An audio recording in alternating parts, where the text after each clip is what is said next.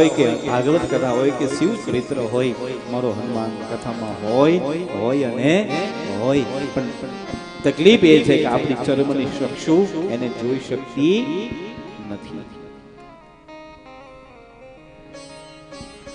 આજે આપને પવન આવે છે, પવન એ દેખાય છે, બોલો ને. એને આપણે શું કીધું? પવન દેવ. એ હનુમાન છે, પવન પુત્ર. હનુમાનજી કોના દીકરા છે? બોલો. પવન, વાયુ.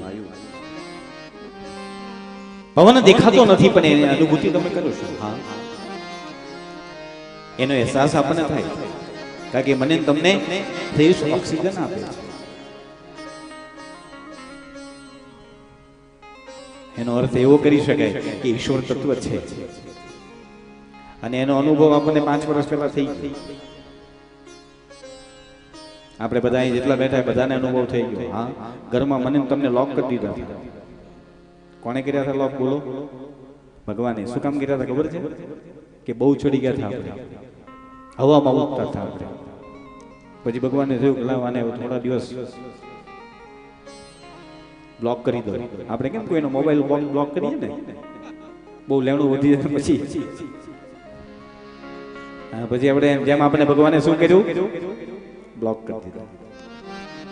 પછી બધા ભગવાનને માનતા થઈ ગયા.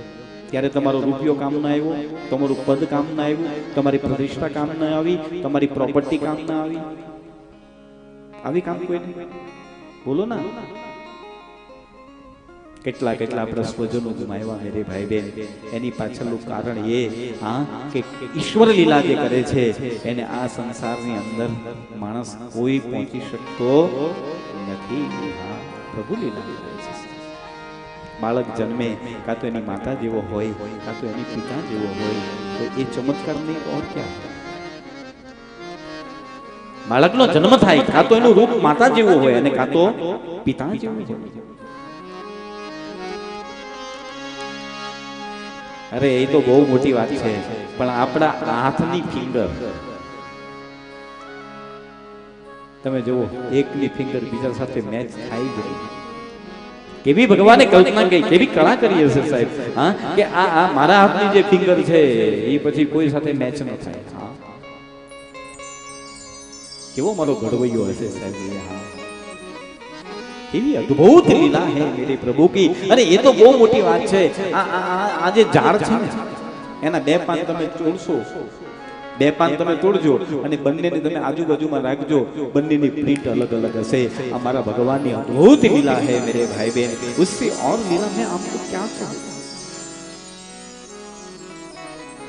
प्रभु तारी છે અકળ ગતિ, પ્રભુ તારી છે અકળ ગતિ, પતંગિયાના પેટમાં મૂકી દે બત્તી. હા, આજ્ઞો આવે ને, આજ્ઞો કહીએ ને આપણે, એની હું ભાષામાં આજ્ઞો કહીએ ને આપણે, ઇંગ્લિશમાં હે ફાયર ફ્લાય. આ ઇંગ્લિશ વર્ડ. ભગવાન એ સાંભળી ગયો. લો, ફાયર ફ્લાય. આ તમે જુઓ, એને આપણે ગુજરાતીમાં આજ્ઞો કહીએ. હા, અને આપણી હાવ તડપતી ભાષામાં ટમક્યો જીવડો કહીએ. ટમક્યો, જેમાંથી બત્તી થાય. હાવ તડપતી ભાષામાં. હા, આપણે અહીંયા આજ્ઞો કહીએ. અમારા સૌરાષ્ટ્રમાં એને ટમક્યો જીવડો કહીએ.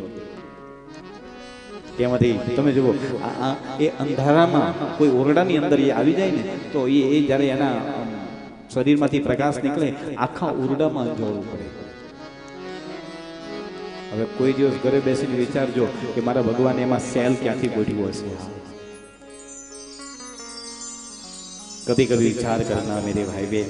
बस मैं वही बात बताना चाहता हूँ कि તમે હરિ કૃપા પ્રાપ્ત કરવા માટે, ભગવાનને ઓળખવા માટે, હા, દેવાલય, શિવાલય અને તીર્થમાં તો આપણે બહુ ગયા, પણ કોઈ જગ્યાએ આપણે ભગવાનને ઓળખી શક્યા નહીં. હા, ભગવાનને ઓળખવા હોય ને તો ખુદ કો પહેચાનો. मैं कौन हूँ, मैं कहाँ से आया, मुझे किसने भेजा, क्यों भेजा. हाँ, આપણી પાસે એડ્રેસ છે, આપણે ક્યાંથી આવ્યા. લૌકિક એડ્રેસની વાત નથી કરતો, નકર ઘણા એમ કે અમે તો અહીંથી આવ્યા, સેલવાસથી આવ્યા. લો નહીં,